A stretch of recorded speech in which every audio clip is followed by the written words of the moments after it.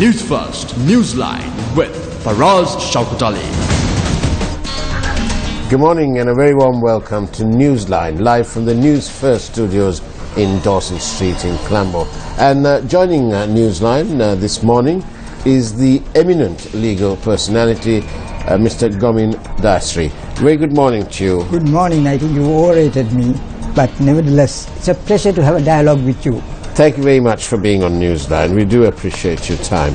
There's a number of sort of legal matters that have come to play. This has got various sort of nuances. One, of course, is the issue of Tilina Gamage, the additional magistrate in Colombo. What do you make of this business? He went for anticipatory bail, then he surrendered to some police, to a courthouse. Why all the need? This is not the stuff that happens to ordinary people. Well, it's an allegation of a very serious nature, because here is a magistrate, a judicial officer, and very serious charges are brought against him for accusing him of keeping an elephant in his custody without the necessary documentation. Now, I'm quite sure, Faraz, that this kind of thing was not frivolous kind of allegations, because though of course it's not established and the man is deemed innocent till he is found guilty, it must be stated that in the case of a judicial officer, they would have looked into matters very carefully before bringing him to court, especially when there's an anticipatory bail application pending. But to me, there's something much more than this. This is only the tip of the iceberg, because several factors have to be considered, namely the kind of, for example, by this time there should be an investigation into the declaration of assets statement that has been issued by this judicial officer. Because an elephant is a very costly item, and one would always wonder how, unless you are an extraordinarily rich man, how you would be able to maintain an elephant, because elephant is it's not like a cat or a dog. You need space to keep him, and having kept him for long and without a license really it would have been in the public domain. And these are matters, I think, that could have been well averted, or could have, without coming to public scrutiny to this extent, which lowers the esteem of the judiciary, is a matter that should have been investigated and should have been known by the Judicial Service Commission. Actually, you're absolutely right. I believe one of our more outspoken weekend English language newspapers reported on this matter and made the claim that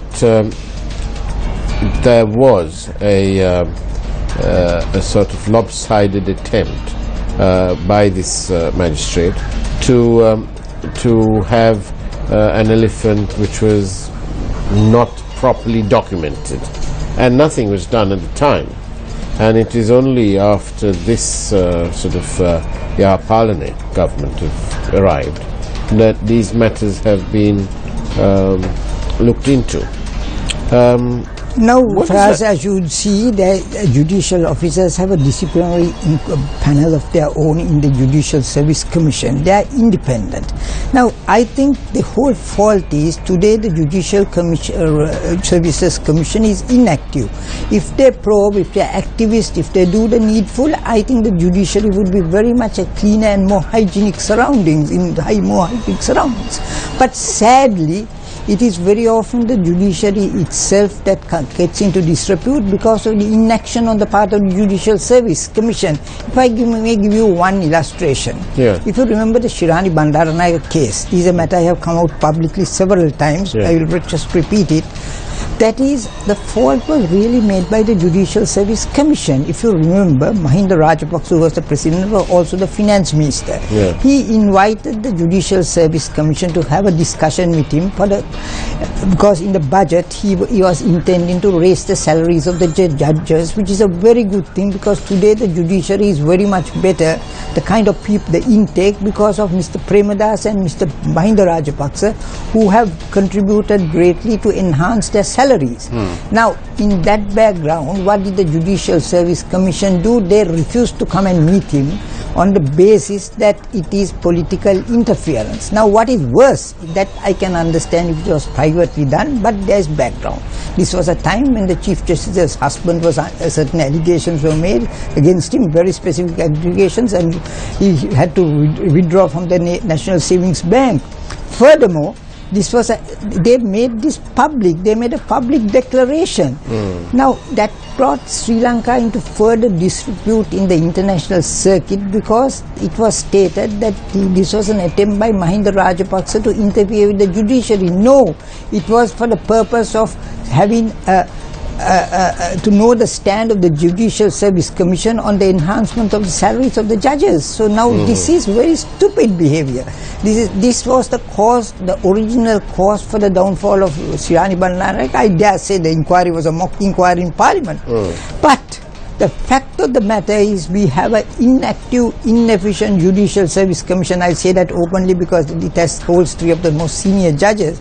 If they do what is right, a lot of the problems of the judicial services will be eliminated, because today one has to accept that our judges, young judges, are far superior than at any time I have found in the career, because they are recruited, more facilities are given. It is that the people who do well at law college and at the university prefer to be judges than lawyers, because their salary enhancement and the privileges and perks they receive, they get... But Mr. Gomin, be that as it may, as Lasantha Wickrematunge would write, the Wildlife Department has issued a permit for most of these elephants. And the irony is that if these permits have been issued wrongly, why is it that no action is taken against the Wildlife Department? That's a very good question. And it's coming from a viewer. That's a very good question from that viewer, but the point is, I suppose it's political interference. I mean, why was it that till a change of regime came into operation, why was it kept under lock and key? Why did these matters surface? It goes on to say that most people have purchased these elephants because the Wildlife Department have issued the permits. And then the AG's department maintains that the document submitted to the department for registration is false. Is this not the responsibility of the Wildlife Department to check properly and issue permits? I dare say so. It is the Wildlife Department must take responsibility, but the problem is today we have a very feeble, ineffective bureaucracy, administration, which bends and bows to the political authority. Now, in the old days, it was possible to assert themselves because they had a strong public service commission to look after. Today, political authority has gone so big,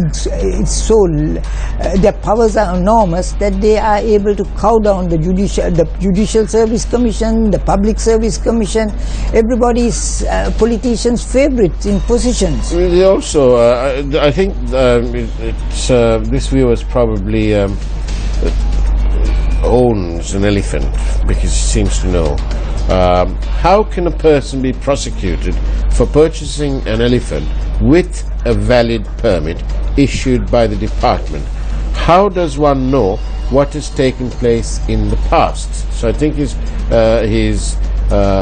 she is questioning that there is no mechanism to check the, if you like, the timeline or the genealogy of the records. Yes, if you the assertion made by the State Council in today's case of the Gamage is that false declarations, false information had been fed. So it's quite possible that some of those who hold licenses, who were withdrawn and whose elephants were taken into custody and handed to the proper authorities, may have given false declarations, because that again is the fault is with the Wildlife Department as much as the declarant, because had they checked the correctness of those information, then the truth will have availed.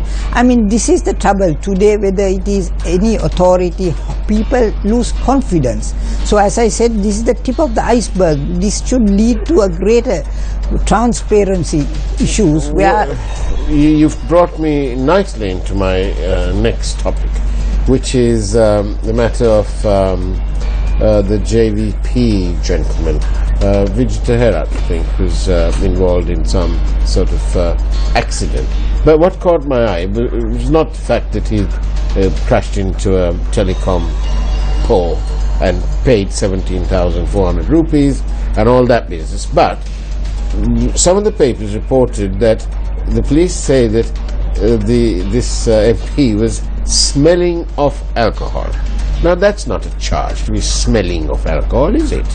No, certainly not, because you are entitled in law to intake a very small quantity of alcohol in your system. But the thing is, Mr. Garin, if this happened to me, I'm positive that they would have had a breathalyzer, subjected me to a breathalyzer, and if I'd refused, then maybe they would have had a blood test done.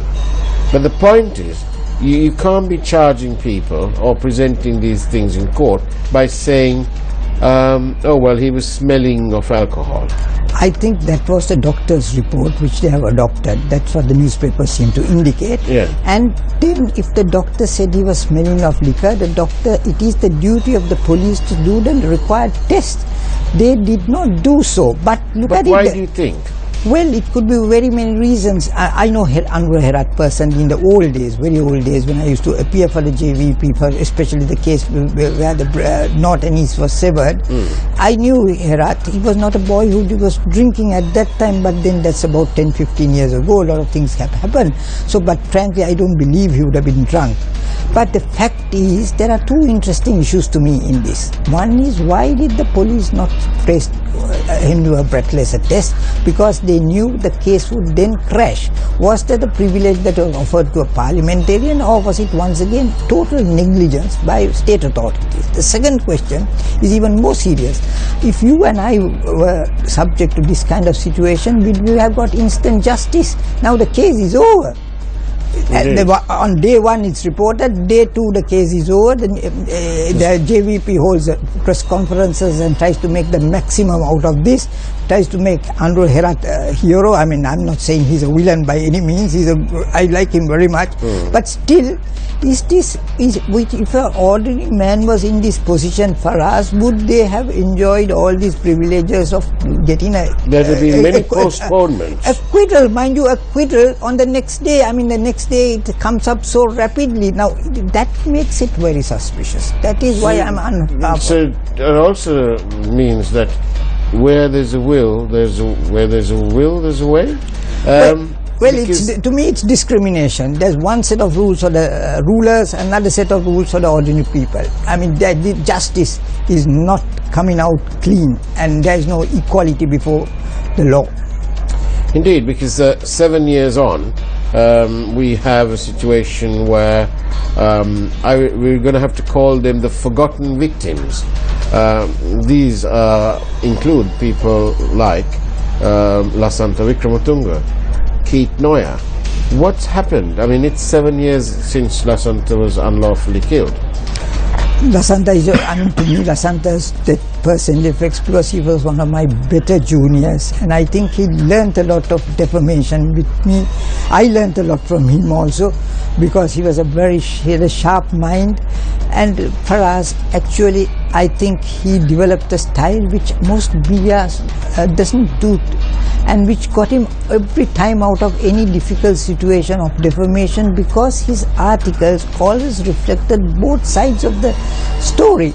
I mean, it is true, one side would have got 90% of the time, the other would have been a telephone call from Lasantha where he says the telephone was not answered, or some answer is given. Is that enough, though? That was quite sufficient, because he had made a valiant effort to get the other side of the story, and as long as the story is balanced, this is good advice I would always give the media.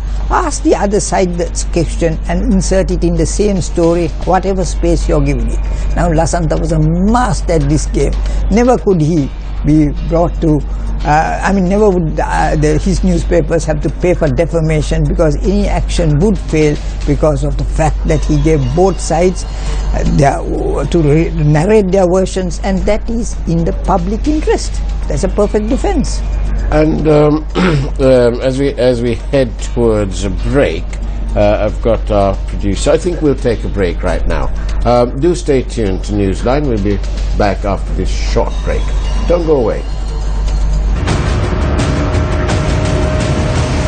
News First, Newsline with Faraz Shaukat Ali.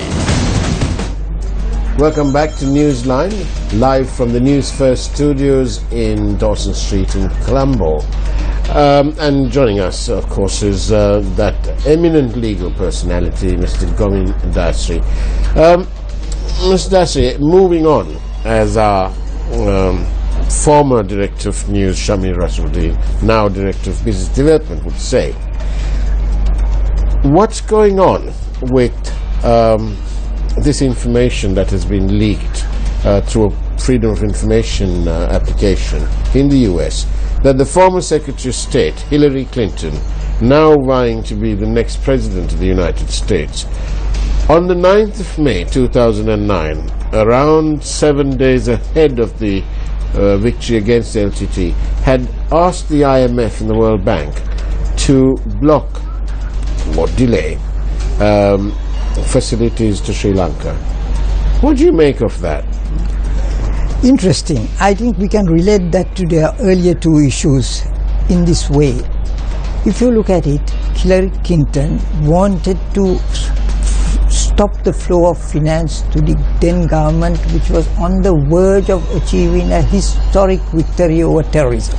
Now, mind you, this was at a time when the American government had brought special laws to counter terrorism. This was immediately or shortly after they were subject to various terrorist attacks. But Hillary Clinton, who it is alleged to have received funding from the LTT for her election, still made this appeal. But what is very important is the fact that though she was a person of high authority, the IMF or the World Bank did not carry out her directions. They treated it flippantly. Now, if that happened in Sri Lanka, I mean, would they have been able to survive with that degree of interdependence? Because public servants, judicial officers must have independence if they are going to assert their rights. But what happened is, as far as the judiciary is concerned, is that except during that spell of Mr. Premadas, I think when we had absolutely virtually no interference from the executive, there has always been a very, very the iron fist of the executive has made inroads into judiciary, especially during the time of Mr. Jayawardene. If you remember, people were the judges were subject, the houses were damaged.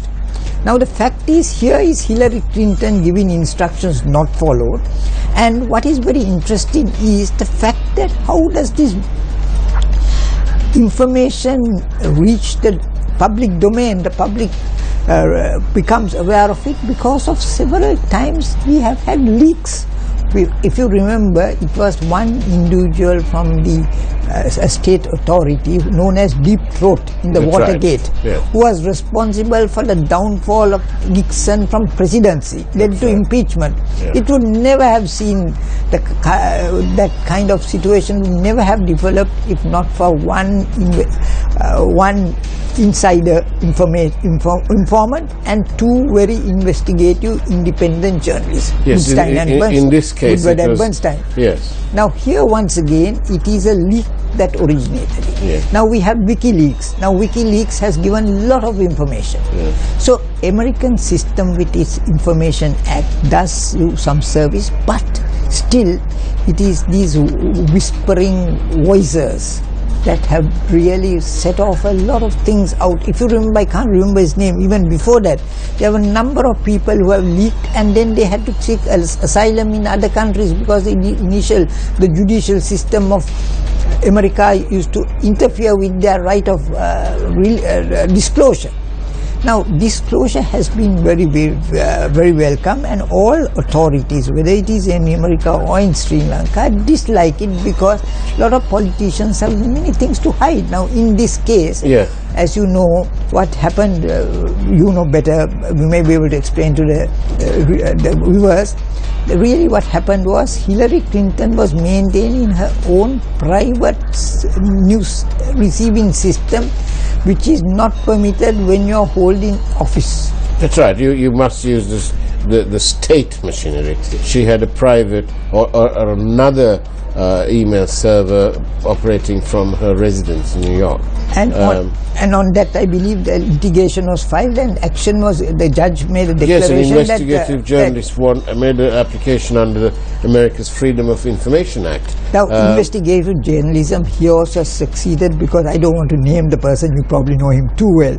I mean, the entire central bank event came out to the open because of one or two investigative journalists. Yes, but however, I would like to make an application under a perceived Freedom of Information Act, or the right to information, as to what exactly happened at the central bank and this bond matter, instead of having reports in the press that they have now made yet another program. And in the second part of that is that the EPF would actively participate at the primary auctions. I'd like to know why they have to make this official like that.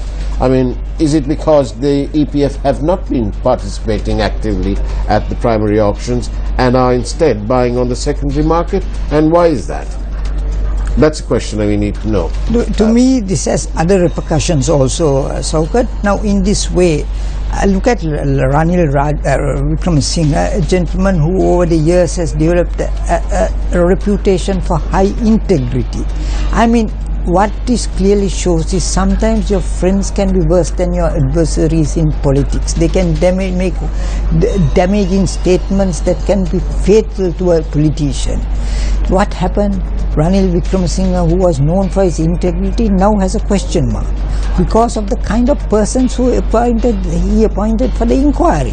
Now the question is, today people in Sri Lanka have reservations about the inquiries that are being held by several state authorities, because the simple thing that this government and last government did was, we will hold an inquiry. But now, how good, how independent, how sincere and honest are the investigators, the inquirers? Now this again is another question mark, because thereupon people have reservations when you say an inquiry, because they think it's a whitewash ceremony. But if you remember, we have had this allegation even against the LLRC. I think yesterday you had the Secretary of the Defence Ministry, former External Affairs, Mr.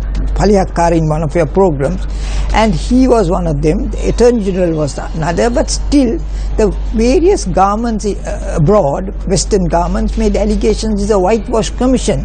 But when the report was released, those men of integrity had given such a report, they made a total change of outlook and commended the report. So one has to be mindful, there are certain inquiring officers of high integrity in Sri Lanka yet.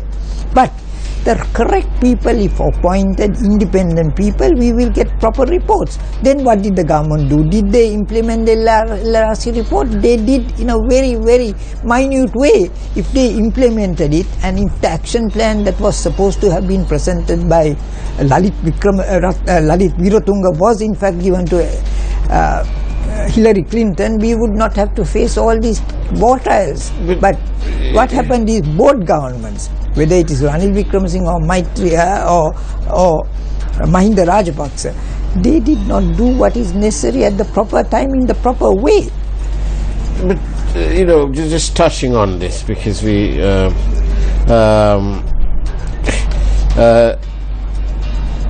the thing is that you say that Ranil Wickremesinghe has integrity.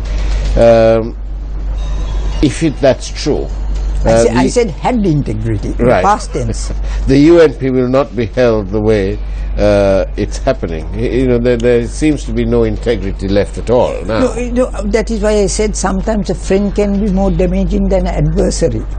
I mean, here undoubtedly the governor of the central bank is a friend of his, and maybe there is this suspicion that he did save him. But what happened? We have now a second bond, which is also subject to a lot of question marks.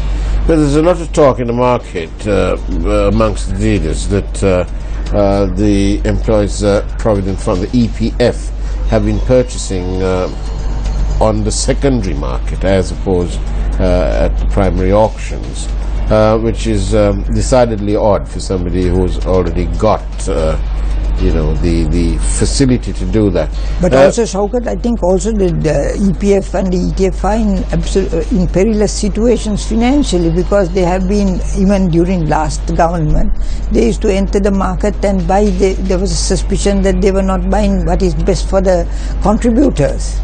So I think this kind of state authority should be mindful, and those who, once the state authority gets control over a place like the EPF or ETF, then they purchase banks, and we find that in banks, I remember DFCC, I was a director for a short time, not under a government appointment, by a major shareholder.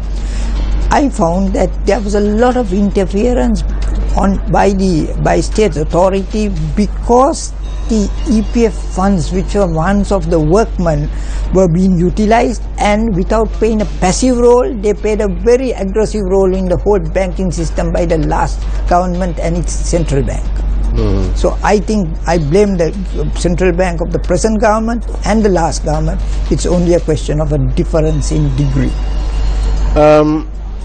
Just going back to that LLRC business, isn't it important for this government to honestly have an inquiry into the missing persons, and to we have the UN, some chap's written a book, and all of a sudden you get 40,000 people dead. There's no evidence of that, and if there is, it has not emerged. And 7 years after the war, it could emerge. But how important is it for us to find out? I think what we require is conclusive evidence, not purely reports. Now the question in Sri Lanka is, it's a land of reports and inquiries. Now we have the Paranagama report. We have had very useful contributions by Desmond De Silva and two other very eminent people. But what has happened? Nobody seems to take these things into account. They take notice, act in the way that has been outlined by Paranagama, which I think is a very good report, very balanced report, which was blamed by the last government, just like the LLRC. That's why I say there are certain good appointments. But end of the day, what the next government that comes throws it into a waste bucket and starts proceedings again. Now we have a resolution in America. On that resolution, we have clearly stated that we will not appoint judges from foreign jurisdictions. Now we are going to run into trouble, because once again Hillary Clinton will say that we who have moved a resolution without amending the resolution or negotiating to amend it on our own decide that our laws are not strong enough to accommodate foreign judges, and we are not even making efforts to change the laws. But sorry, very quickly in the last few seconds, as Secretary of State, she tried to influence the IMF and the World Bank to delay facilities to Sri Lanka. What will happen if she becomes president of the United States? Well, she might once again say that we have, without negotiating to amend the resolution, we have unilaterally, independently subverted it, and might once again put economic pressures, because she, to me, is no friend of Sri Lanka. We have to act jointly to... Last and final question, very quickly. The politicians confuse everything so that the purpose of getting the truth out is compromised. Actually, a bit of variation. Politicians are confused themselves. Thank you very much, Govind Dasri, for being on Newsline. We appreciate your time. Thank you. Thank you for having watched Newsline. Take care and have a great weekend ahead. God bless.